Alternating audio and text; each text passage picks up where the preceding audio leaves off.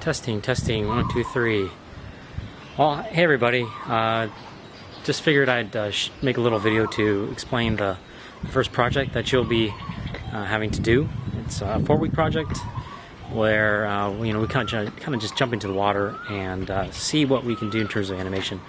The rubric is already online, and you can have a look at it. Follow along with me. So anyway, 4-week project due February 10th. We want to incorporate an animation technique, traditional one. I think the real objective of this project is to utilize animation as a tool. It's got certain characteristics that I think really lend well to storytelling. So you can do something that is somewhat imaginative. It could be a childhood story of yours. You could use various props and techniques. You know, one thing that I think really works well for this first project is to think about maybe something from your childhood. It could be a toy action figure, or it could be some other sort of significant metaphorical item that you can use to illustrate some sort of idea or narrative. Yeah, there's a lot of fun things. You know, the other reason why I also made this video is also for you to think about the way we think about content, whether it's me standing in front of you in the classroom, or me walking, or having you walk with me down the alleyways of Bangkok. This is my typical commute to work, and you can see behind me and around me that this is definitely not Iowa.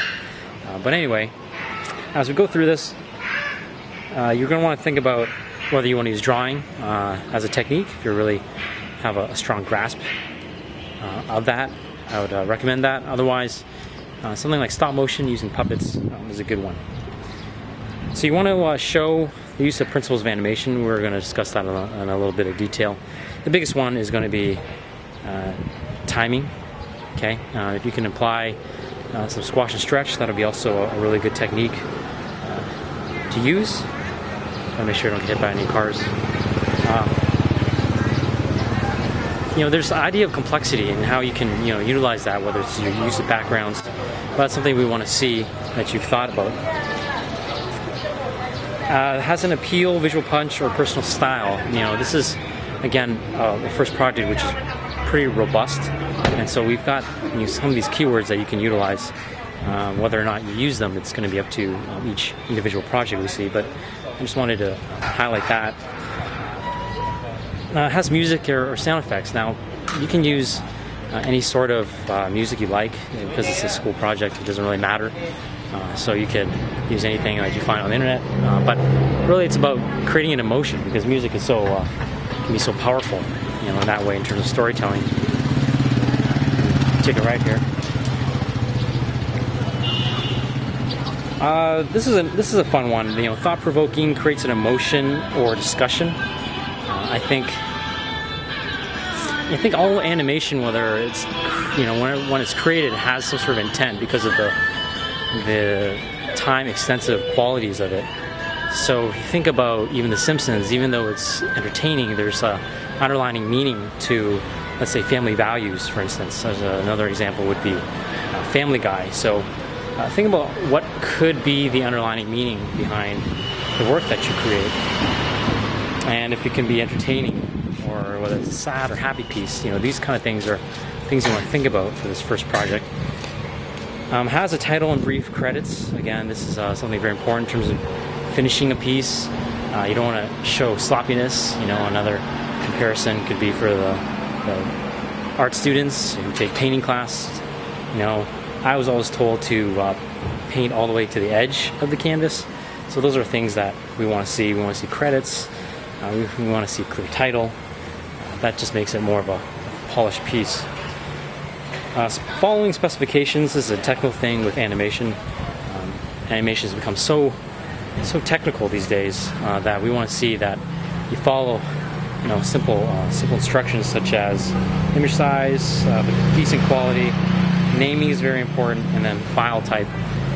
The naming, if we go down here to the very bottom of the document, we want to make sure we have the last name, initial, underscore first name, and then the underscore the title of the work.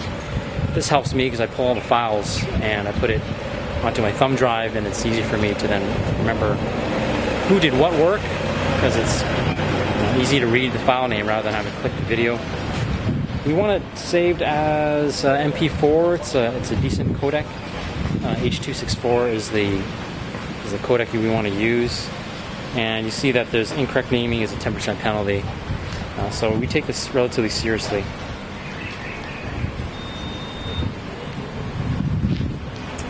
Alright, so again, the main objective is to create a traditional animation, experimental or narrative based, which uses basic principles of animation and engaging to watch.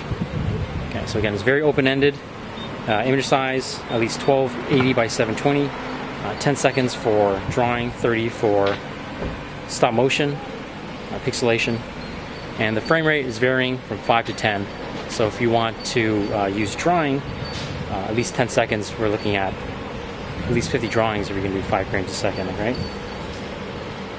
Any questions, just let me know. You know how to contact me. And so good luck, and you'll see lots more examples.